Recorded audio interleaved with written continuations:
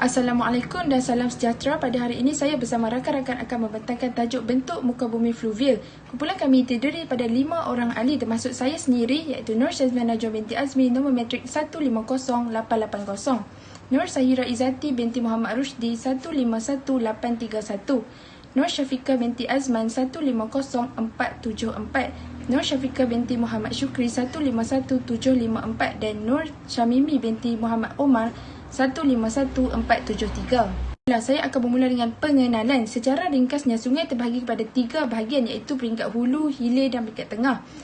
Untuk makluman, kerata rentas sungai akan berubah bentuk melalui proses-proses sungai seperti pengangkutan, pemendapan dan hakisan. Proses hakisan ini melibatkan sungai yang mengalir deras dalam saluran curam dan antara bentuk muka bumi yang terhasil ialah seperti jeram, air terjun dan gaung. Bahagian pengangkutan pula ialah di mana sungai mengalir dalam saluran yang mulai landai dengan fizikal sungai yang mula berliku-liku. Pemendapan sungai pula melibatkan sungai mengalir dalam saluran yang hampir mendatar dan apabila menghampiri bahagian muara sungai, ia akan mula berpecah dan membentuk muka bumi yang pelbagai, misalnya dataran banjir, tertambak, delta dan sebagainya. Seterusnya saya akan membentangkan bahagian bentuk muka bumi iaitu kipas aluvial. Kipas aluvial merupakan kenampakan yang terdapat pada bahagian lembah yang berbentuk kipas terhasil daripada proses pemendapan bahan-bahan muatan yang dibawa oleh sungai. Kipas ini terbentuk daripada bahan kerikil, pasir dan pecahan sedimen yang terdapat di sesebuah sungai yang muncul daripada lurah sungai yang sempit. Kipas ini terbentuk ketika air yang mengalir berinteraksi dengan dinding-dinding tebing di mana aliran air menuruni bukit yang ia membawa bersama pasir dan pelbagai partikel lain. Lalu bahan-bahan tersebut akan dibawa terus ke dataran yang sempit dan terjadi longgakan di situ.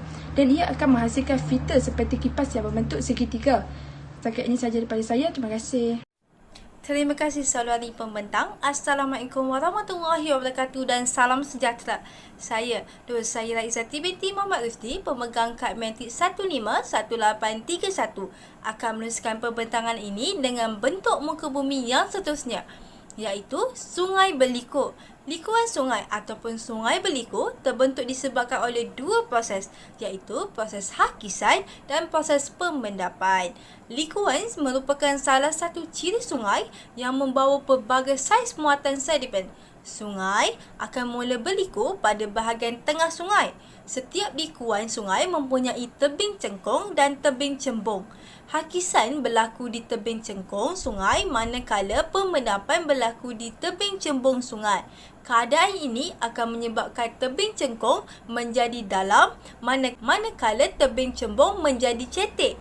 Hakisan yang berterusan pada tebing akan melebarkan lagi tebing sungai. Maka dengan itu likuan sungai juga akan menjadi lebih besar.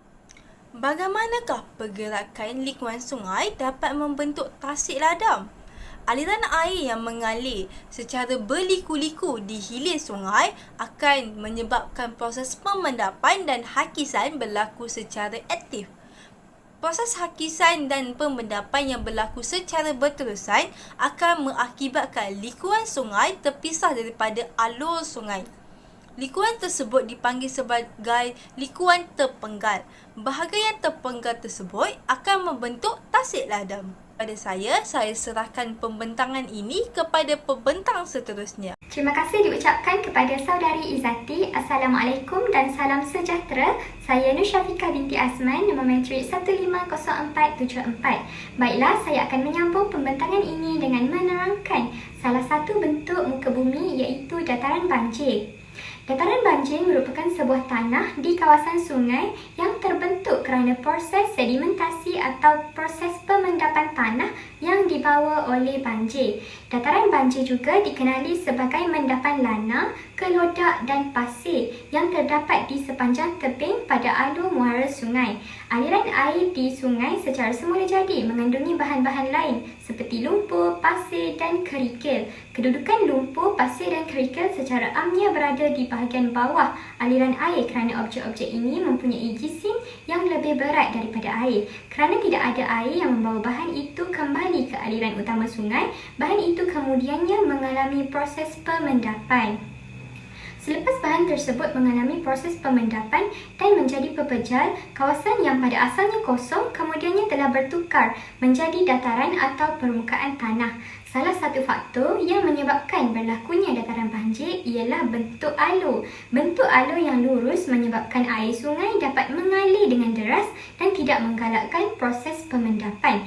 Manakala alur sungai yang berliku pula menjadikan aliran sungai perlahan dan tidak mampu membawa bahan muatan yang berat seperti pasir, kelodak dan lumpur. Hal ini telah menyebabkan berlakunya proses pemendapan di kawasan sungai tersebut, lalu terhasilnya bentuk muka bumi dataran banjir. Antara contoh bentuk muka bumi dataran banjir ialah dataran Kelantan dan dataran Kedah Perlis. Baiklah, sekian sahaja daripada saya. Saya akan menyerahkan pembentangan ini kepada saudari pembentang yang seterusnya. Assalamualaikum dan salam sejahtera. Terima kasih kepada saudari Syafiqah Azman. Saya Nur Syafiqah binti Muhammad Syukri bernombor matrik 151754 akan menyambung pembentangan yang seterusnya, iaitu delta. Delta terhasil di bahagian muara atau hilir sungai yang merupakan kawasan yang cetek dan kawasan gabungan sungai-sungai yang lain. Delta terhasil oleh sedimen yang dimendap, maka proses yang berlaku di kawasan tersebut adalah proses pengangkutan dan proses pemendapan. Endapan atau sedimen yang terhakis akan diangkut oleh aliran air sungai dengan pelbagai saiz dan dalam kuantiti yang pelbagai, lalu dimendapkan di kawasan muara sungai, maka terhasilnya delta. Faktor berlakunya delta adalah pertama, jumlah sedimen yang dibawa oleh aliran air sungai yang mencukupi, dan faktor yang kedua adalah hak laju air berkurangan, maka muatan akan mudah jatuh di dasar sungai sehingga lama kelamaan sungai menjadi cetek akibat sedimen termendak di dasar sungai. Itu sahaja daripada saya. Saya serahkan kepada saudari Syamimi. Terima kasih saudari. Assalamualaikum dan selamat sejahtera. Saya Nur Syamimi binti Muhammad Umar akan menyambung sesi pembentangan. Baiklah, bentuk muka bumi yang seterusnya ialah dataran pengagredan. Dataran pengagredan merupakan bentuk muka bumi hasil daripada proses pengagredan.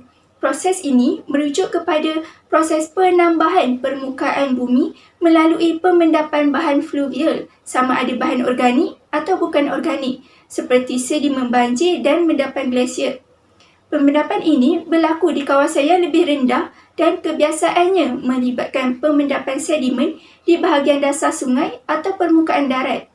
Proses pemendapan sedimen ini boleh dipengaruhi oleh pelbagai faktor seperti hal laju air, saiz bahan, perubahan iklim, ciri morfologi sungai, aktiviti manusia dan sebagainya.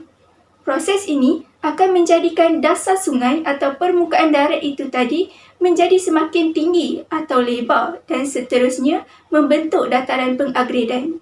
Jadi, dapatlah disimpulkan di sini bahawa sistem fluvial sememangnya mempunyai pelbagai bentuk muka bumi yang terhasil daripada proses hakisan, pengangkutan dan pemendapan. Seperti yang telah diterangkan tadi, iaitu kipas aluvium, sungai berliku, dataran banjir, delta dan dataran pengagredan. Ketiga-tiga proses yang mempengaruhi pembentukan bentuk-bentuk muka bumi ini juga dipengaruhi oleh pelbagai faktor seperti isi padu air, hal laju air, kecerunan, bahan muatan, litupan tumbuhan dan sebagainya. Bentuk-bentuk muka bumi fluvial yang terhasil ini turut mempunyai pelbagai kegunaan kepada manusia seperti bagi menjalankan aktiviti pertanian, perindustrian, penternakan, pentempatan dan sebagainya. Baiklah, itu sahaja daripada kumpulan kami. Berikut merupakan senarai rujukan yang telah digunakan. Sekian, terima kasih.